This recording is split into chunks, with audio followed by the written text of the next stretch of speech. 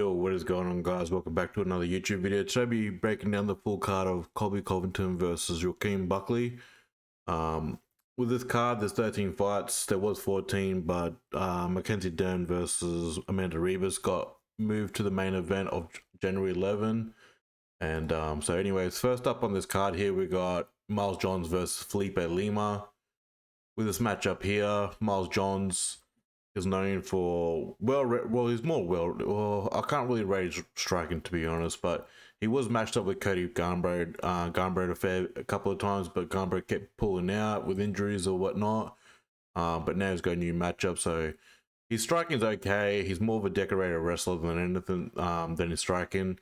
And going against someone like Felipe Lima, he can bring a lot of danger to Miles Johns as well. Yes, he is new to the UFC, but he was a last minute replacement for Muhammad Naimov, and Naimov actually looked decent as well coming up from the UFC, and he went out there, pulled off a nice little win there, nice little upset win, and got the rear naked choke. So Felipe Lima, he's got some decent striking. He's more of a pressure striker as well. Targets a lot of the low kicks and uses jab well and the right hand. So he definitely does have some power behind his right hand too. So very decent striker, and he possesses a threat where he can also grapple himself as well, and but yeah, he's very dangerous on setting up submissions as well if the fight does hit the ground.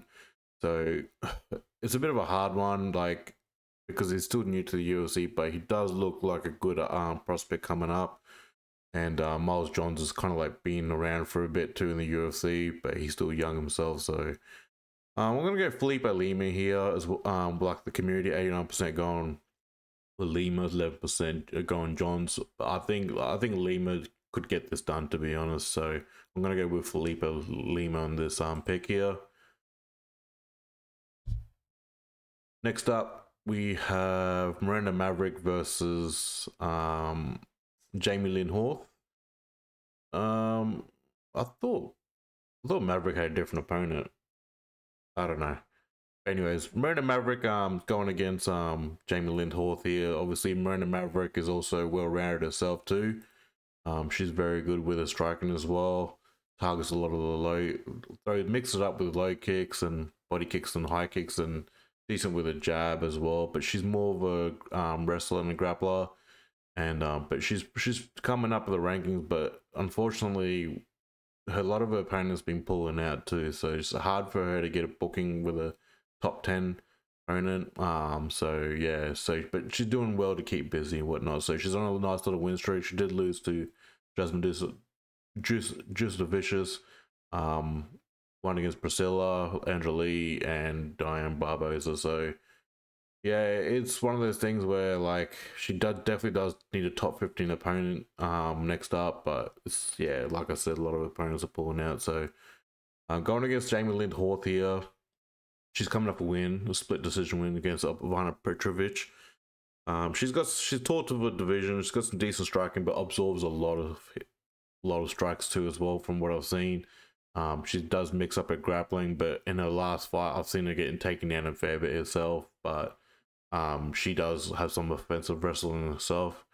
So, but I think Miranda Maverick is just going to be too much, and she'll have some decent footwork and not be stationary for Jamey-Lyn Horth to get her punches away. And I do think Miranda Maverick is going to time those takedowns well, and get some control time in and get some ground and pound in. So I do think that she's going to win. I wouldn't say easily, but I think convincingly, to get some damage done on the ground here against Jamey-Lyn Horth, though. And yeah, so I think Miranda Maverick's proved that she's definitely a top 15 fighter. So Miranda Maverick's a pick here, 94%, Jamey-Lyn Horth 6%. So I'm picking Miranda Maverick as well. Next up, we've got Sean Woodson versus Fernando Padilla. With this matchup here, they call Sean Woodson the sniper for no reason. He's got very good boxing, very tall for the division as well. So lanky guy, tall as shit. He's like, he's got 7'8" reach, 6'2", and fighting that featherweight at that height, it's insane. So Yeah, known for the sniper, very good boxing. He's got good footwork and uses a jab very well. And mixed he looks for counters most of the time as well. So going to get he's only lost once as well. Going against someone like Fernando Padilla, he's more of a guy that's more of a pressure strike himself and likes to throw some low kicks and straight kicks to the body as well. And he's also got a dangerous right hand as well. So he's dropped his opponent a couple of times in his last fight. Padilla, and then finished him off with a Darce choke there.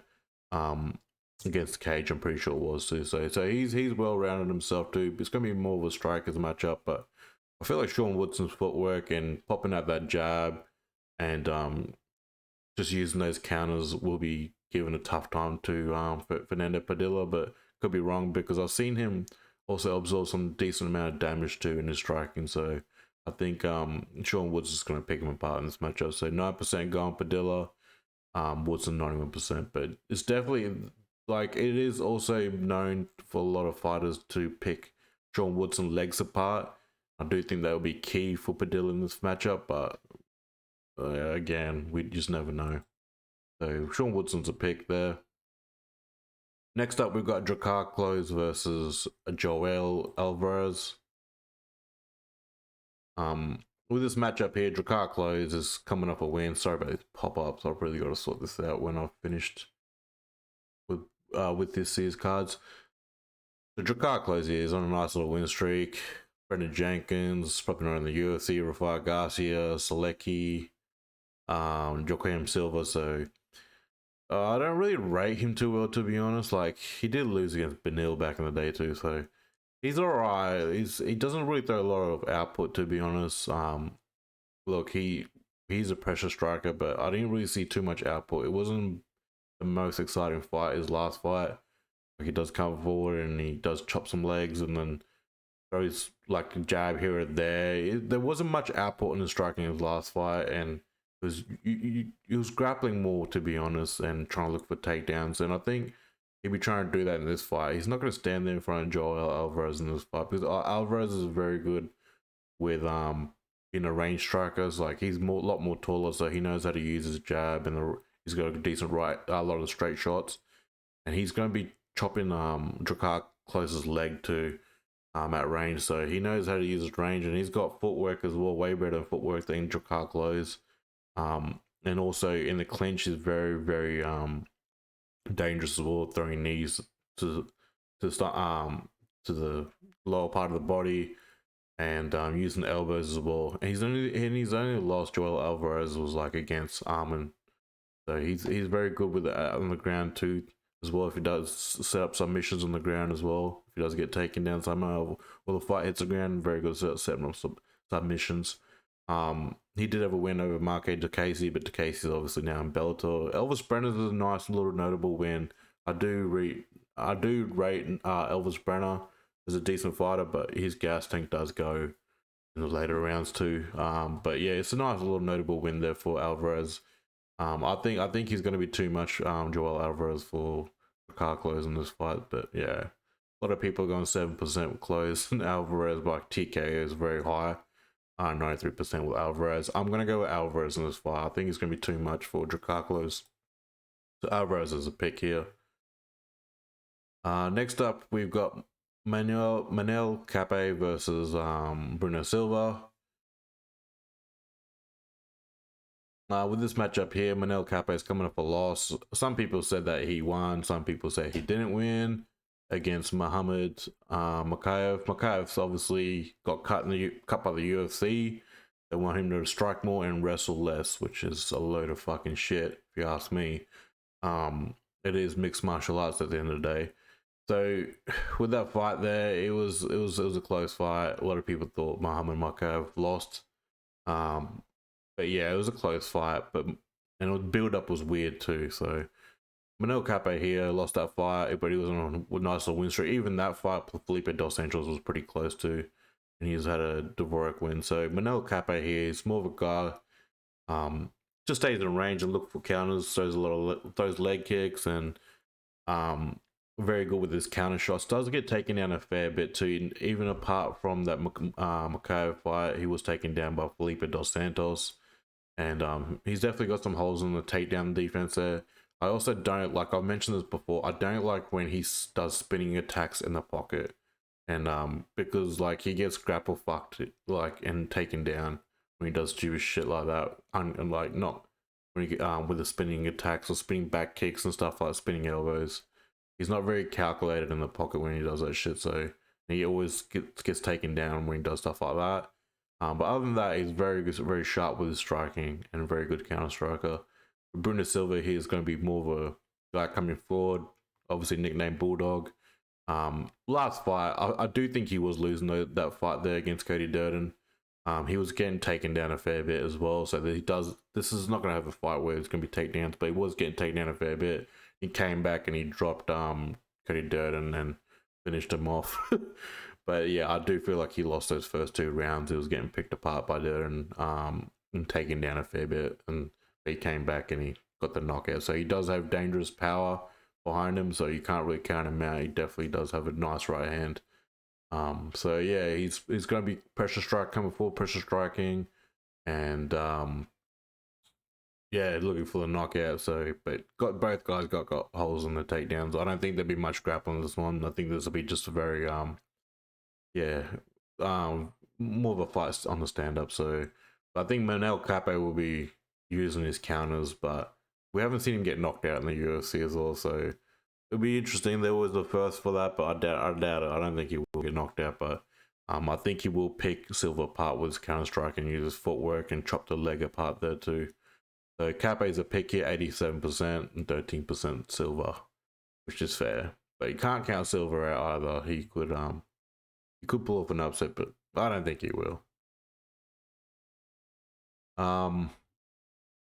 So next up we've got Davey Grant versus Ramon Taveras.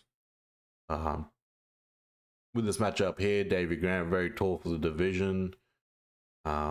Uses jab pretty well, those leg kicks, also absorbs a fair bit amount of damage. He has had a couple of knockouts even during COVID. There's some highlights there where he's flatlined his opponent, so he does have a dangerous right hand. He does get taken down himself a fair bit as well from what I've noticed. Even the Cheeto fight, he did struggle to get back on the feet and when he was taken down, but he's got some decent grappling there. He holds his own, but with this matchup, like he could, I don't know if it's. I think this is gonna be another stand-up matchup. I think with Davey Grant's style, like him being aggressive and coming forward, and he absorbs a lot of strikes too. He's gonna be trying to like knock Ramon Taveras out, and he could do it, to be honest. Like Taveras has been knocked out on the Contender Series. Yeah, I think it's gonna be like this. This type of matchup is gonna be sort of similar from what Ramon Taveras' last matchup was like, where he'll constantly move on the outside, chop the leg, and look for the counters and pick his shots to come into the pocket, and throw combinations and go back on the outside and switch stance. That was a very good game plan by Ramon Taveras against Sergey Side, and Side ended up knocking him out on the Contender Series, but he got that one back, Ramon Taveras. So I think that's gonna be a similar sort of matchup here, unless Ramon Taveras does use some takedowns, but I doubt he will. Probably will, because David Grant has been known to struggle there a bit on the ground. But yeah, I don't know how good Ramon Taveras' takedowns is. But yeah, his striking looked really good in this last fight. So I'm gonna go Ramon Taveras. I feel like Davey Grant's kind of getting past his prime a little bit here. 38 years old, 30 years old for Ramon Taveras. So 63 decision for Taveras and 37 Grant. So I'm gonna go Ramon Taveras as well in this matchup. Next up, we've got Navajo Stirling versus Tuco Tokkos. Stirling here, he's coming out of a city kickboxing. Sorry, he's had a win in the Contender Series. It's sort of similar style to, well, obviously being in city kickboxing, pretty much similar style to more so Izzy and like Carl Zuberg. So his last fight, like He's mixed up his striking. He'll throw straight shots to the body, use a jab up high, look for counters as well, and just pretty much staying in range, picking the legs apart, using front kicks as well. And also he did mix up his grappling a bit to try to get takedowns as well in his last in the Contender Series fight. So very well rounded. But yeah, there was some times where he got countered and he got hurt. Not hurt, but yeah, I'm a bit skeptical. Like he does get countered as well himself. Very tall dude as well, 6'4", 8'2". Yeah, reach. And this is a decent matchup because Tuco Tokkos, I think he was in the UFC before. Yeah, like he got finished by Zhang, Mingyang Zhang, and if you've seen that last fight with Mingyang Zhang, he knocked out I can't remember the name. I think it was a Brazilian guy. He knocked him out. It was on the China card with Yan versus Davison. And yeah, so he's got finished by him, Tuco Tokkos, and he pretty much left the UFC, racked up some wins, got some knockouts, and but I don't really rate him too well. Like he from what I've seen with his striking, Tuco Tokkos, like he'll throw some lazy leg kicks and leave some openings with his chin in the air. So it's not the best striking, to be honest. He does use some grappling as well and tries to get takedowns, but overall he's probably decent just to be on the regional scene, but he's definitely not UFC caliber from what I've seen. He did come back in the UFC and got submitted by Umasai, got taken down and submitted pretty easily in that matchup. I do feel like there's going to be moments where Stirling will mix up the grappling and try to get the takedowns as well against Tuco Tokkos, not just keep it on the stand-up. So look, Tuco Tokkos, maybe an upset with a knockout, but that's probably his only chance, but it won't happen. It most likely won't happen. I don't rate him at all. Stirling also has to prove himself to knock Tokkos out, to put a nice highlight reel up with his resume. So 3% Tokkos, sorry. Stirling 97%, and I think he'll get the knockout too. Stirling, he mixes it up really well with his striking. But yeah, he definitely has to prove a lot more after this fight as well. Sterling was a pick there. Next up, we've got Piera Rodriguez versus Josefine Knutskin. With this matchup here, Rodriguez is coming off a 2-fight losing. Oh well, that was an incidental disqualification the last fight. I couldn't even find footage, to be honest, on UFC Fight Pass, but it is what it is. But yeah, she did lose to Gillian Robertson, but Robertson's a very good grappler. She's very good with the takedowns and landing a lot of damage on the ground and submitting opponents, but fair enough. But before that, she's had a win over Sam Hughes.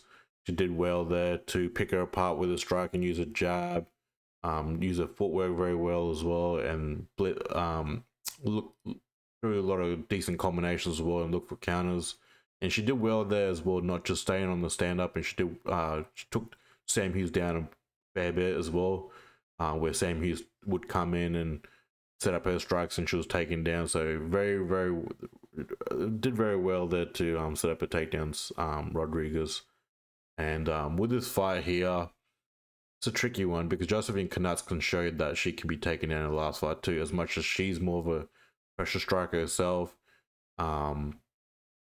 Obviously uses a lot of kicks, like front kicks to the body, front kicks to the head, and uses a jab well, and comes forward throwing combinations, and she's another one that will tries to look for takedowns as well on ground and pound. But that last fight, it was tricky. She was taking down a fair bit herself, so she definitely showed some holes in the game. Knutskin as well in that last fight against Julia Palastri. But I think she'll be. Yeah, I think this is gonna be a close fight than we think. Yeah, just seeing Piera Rodriguez mixing up his takedowns as well. So, but yeah, I think she'll be fine. Josefine Knutskin, I think she'll throw more output in this fight and maybe edge a decision. But yeah, it's definitely gonna be closer than what people think it is. So 94% Knutskin, 6% Rodriguez. I'm gonna go with Josefine Knutskin on this pick. Next up, we're on the main card here. Daniel Marcos versus Adrian Yanez. Daniel Marcos is undefeated. He's had some close call decisions as well. But yeah, he's still undefeated. Very tall for the division. Very good on chopping the legs apart, using a lot of side kicks to the body, front kicks to the body. So and very good at using his reach. So he's got a long fucking reach, 6'9". Oh, what, 7'7"? Oh shit, Yanez got a better reach. I don't know how that works, but yeah, I felt like Marcos had the better reach in this matchup. But yeah, he's a very tall guy for the division. I don't know how they're both 5'7", but yeah, but he's a tall guy in the division. He's another guy that will pressure strike, cut the cage off, and try to back his opponents try to back his opponents back on the cage. And he's another guy who will mix up his kickboxing with his boxing, and very good in using his range as well. So got good takedown defense as well. It was shown against John Castaneda. Sorry, it was shown that he's got decent takedown defense as well. But this is gonna be a striking matchup. I really highly doubt that anyone would take each other down. Adrian Yanez here. He looked good in that Salvador fight. He's got a killer right hand himself as well. He's more of a striker as well, so will set up his leg kicks and obviously look for counters and get the knockout. So he was looking very good come out division. Got his leg chewed apart with Martinez and lost to Rob Font as well. So he had wins against Tony Kelly and Davey Grant. So he's a guy that struggles to crack the top 10 or top 15, but would take out opponents on the outside of the top 15.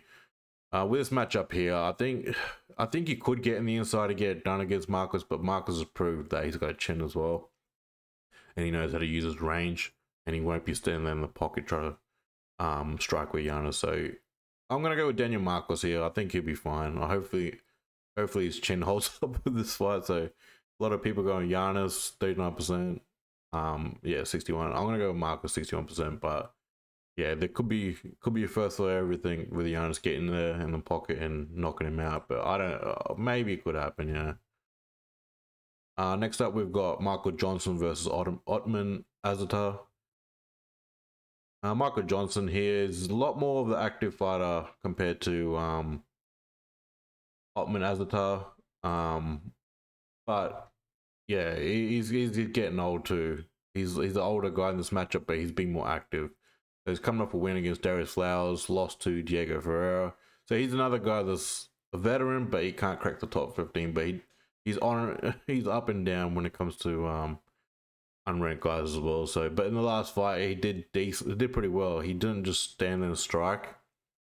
So he's known for also having power in his hand and shutting lights off.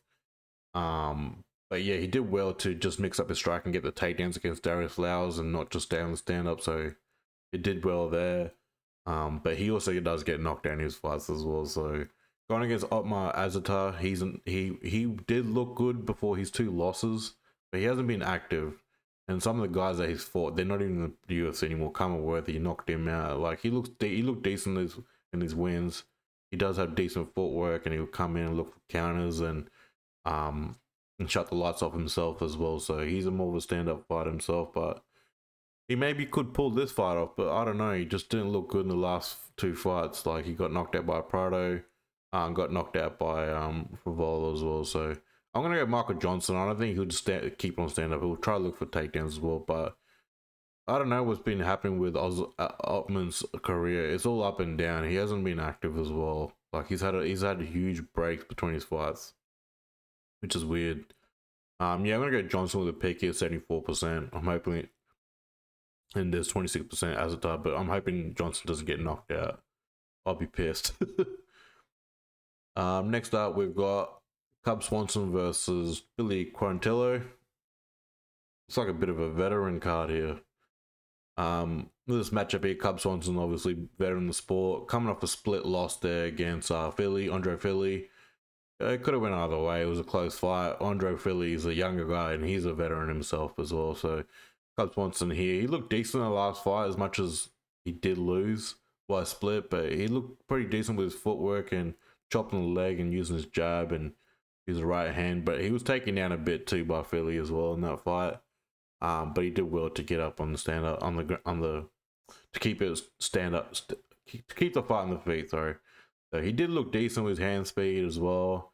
Known for his kickboxing, veteran in the sport, and going against someone like Billy marches forward a lot, and I don't think that's good with this matchup as well because Cub Swanson could shut the lights off as well with his right hand, and he's very good picking his opponent's parts with his leg kick. So Billy does take a lot of fucking damage too, from what I've seen him when he marches forward, and yeah, he tries to pick his opponent's apart on the pressure striking, but absorbs a lot of striking, and he does get taken down a fair bit too. So he lost to Zalal by submission, won against Damon Jackson.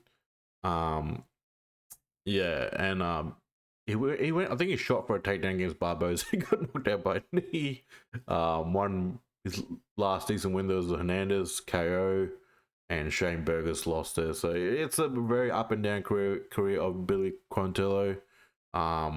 Yeah, he's 36 as well, so he's coming pretty much going past his prime a bit there. So, but I think Cub Swanson striking looks a lot more better, and using his footwork, he won't be very stationary and coming forward as much as what Billy does. Billy doesn't have the best footwork as well. He just comes forward, and his defense is very bad as well on the striking. So I'm gonna go Cub Swanson in this matchup as well.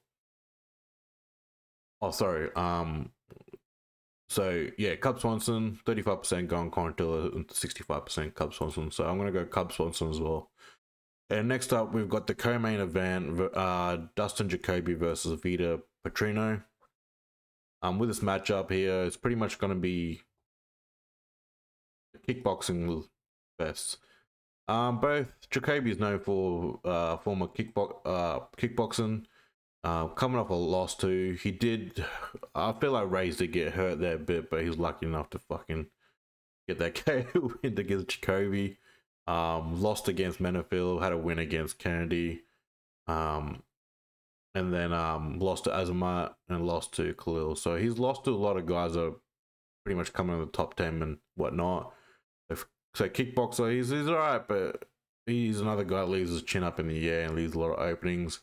With Vitor here, his last notable win was Tyson Pedro, and Modestas Velasquez. So he's a very good on chopping the legs as well himself. He throws a lot of power into his leg kicks, and uses a jab well and uses some nice combinations. But that last fight, man, that just does not look good. Getting submitted by Anthony Smith, that really that was weird as fuck, man. But yeah, I think he's got a lot of power in his hands. I think he'll get the knockout in this fight. But yeah, one guy's gonna get knocked out. It's definitely, I feel like Jacoby will get knocked out in this fight. So I'm gonna go Vitor Petrino in this fight. 86% gonna go with 74% knockout, 86% going with Petrino, 14% Jacoby, and I'm gonna go with Petrino as well. Next up, we've got the main event: Colby Covington versus Joaquin Buckley. Colby came in and replaced for Ian Gary. Yeah, it's a bit weird. He definitely ducked Ian Gary. That's for sure. They tried to match him up a couple of times, but he just wouldn't take it. And then all of a sudden, Ian Gary gets matched up with Shavkat because Bilal pulled out and Colby's in there before you know it. That is hilarious. So with Colby Covington here, he's coming off a loss against Leon Edwards. A lot of people claiming he had a broken foot, but he looked like absolute fucking dog shit in that fight. He got his legs picked apart. And he even got taken down at one point too, which was so bad. So he was just pretty much playing, he was surviving in that fight. He had a win over Masvidal. Yeah, Masvidal looked ass in that fight. Had a loss against Kamaru. Win against Tyron Woodley. So he doesn't have a notable win over the top 10 or even the top 15 right now, or even a couple of years ago. Probably Masvidal, but Colby Covington is getting old as fuck too. He's almost 37 years old. Look, he did do well in the Kamaru Usman fight, but he just doesn't. I think the age just definitely has caught up to him because he didn't. he didn't look really good as well. But yes, people are gonna say breaking foot. There's gonna be Colby supporters out there defending him, but he's past his prime. He's 37 years old. He's not. That's it. This is if he loses to Joaquin Buckley, he's done. Look, he could get a win. He could use his wrestling in this matchup here. Buckley has been taken down a couple of times before himself, but I think he's been working on it well with his grappling wrestling himself. So yeah, we know Colby Covington obviously throwing a lot of volume out there, using a lot of pepper jabs and mixing up his grappling and got really good cardio, but we haven't seen that. We have not seen that for a while. And that Leon Edwards fight, like, yeah, I don't know. I'm not picking him with this fight. I think he's done, to be honest. So broken foot excuse, fair enough, whatever. I don't really care. But yeah, he just doesn't look good. So, but I definitely rate him like a couple of years ago when he fought Kamaru Usman. I think he did well there as well. Probably was 2-2 in the first fight, going the fifth, and then he got finished. So going against someone like Joaquin Buckley, he's a lot younger compared to Colby Covington. He knocked out Stephen Thompson. Stephen Thompson looks slow in that fight too. But yeah, he's on a nice little win streak here. Buckley got some decent footwork as well, constantly switching stance on the outside, throwing low leg kicks, looking for counters himself, and uses his jab well with a lot of straight shots, and throws a lot of body kicks and high kicks as well himself. So Colby better be on his game, because I feel like he could definitely eat some high kicks in this matchup too. So even though Leon Edwards threw some as well at him, yeah, and he's got some nice offensive wrestling himself too. So he mixed up his wrestling. He does get wild a bit with his striking with King Buckley. So I think that's going to be key with Covington, is find openings where Buckley's overcommitting on his striking and then get the takedowns. But again, like, we don't know what type of Colby's coming to fight, because he's old as fuck, coming off injuries. He was injured, had a broken foot in the first round. I don't know what happened, but he didn't back it up with his talking as well. So, look, I'm not a big Colby fan, but I do respect him a lot. With those Kamaru Usman fights, even in that second fight with Kamaru, he just started a bit like he just looked like a deer in the headlights in the first round. Second round, he started coming back and started putting up a fight. So yeah, I can't pick Covington here. I'm gonna go with King Buckley. I think he'll get it done. To be honest. And yeah, I think this is it for Covington. So gloves will be thrown on the octagon and he'll be corner a career. If anyone's a Colby fan, you can't turn around and go, he's gonna win this, man. Look at the age. Almost 37. And yeah, I'm gonna go with Queen Buckley. And I'm pretty sure there's no predictions being put down here, but yeah. Anyways, Joaquin Buckley's a pick. Hope you guys enjoyed that full card breakdown. Last one for the year. I need a break, man. I'm burnt out from the shit, I'm not gonna lie. So we'll be back obviously with 3-4 weeks in 3-4 weeks time. Overall, yeah, it's been an okay year for the UFC, but champions wise, yeah, we don't have the best champions right now. But at the end of the day, they did put up some good performances. Like Bilal Muhammad, no one wanted him a champ, but he put up a decent good performance against Leon Edwards. He shut that shit down. Topuria, I know a lot of people didn't like him, but you definitely have to respect him. But what he did, took out 2 goats. So yeah, he's a real deal himself. Sean O'Malley, he had a cracked rib and he looked ass. And now we've got Marab, flyweight Pantoja. No, he doesn't have a really big fan base, but he's very. I'll definitely respect him. He definitely durable. He's a very good fighter. He definitely got heart, very well rounded, and middleweight. What have we got? Drakkar. A lot of people like him either, but he's definitely proven that he can finish the fight, whatever round it lasts. And light heavyweight, no wait, who we got for light heavyweight? I don't even remember. Oh yeah, Alex Pereira, and then we got fucking John Jones. That's got 1 foot out of the door. So this it's all over the place with champions right now for the males, even females. Valentina, Zhang, their divisions are getting, I wouldn't say weak, but yeah, hasn't been too exciting. Zhang's done well herself as well. So overall, as a year, even Apex events are starting to kill me as well to break down because they just have not been that great. I don't think we've had the best year for UFC. To be honest, I'll be honest. Like that Saudi deal's killed it a bit. Yes, it's put money in the pockets for the UFC, but yeah, just putting matches up and stuff. It's all like we have some decent events here and there, but yeah, I don't think that they're really doing well putting some cards together. We've had some decent cards towards the end of the year, but early on it was some really piss poor cards, and yeah, it's just I don't think we've had the best year for UFC, to be honest. So, but yeah, anyways, we'll be back with a card yeah, next year with January 11 main event of Dern versus Rivas, and then after that will be a pay-per-view with Armin versus Islam rematch. Anyways, guys, we'll see you then. Take it easy. Have a safe Christmas. Stay safe out there, and see you next year.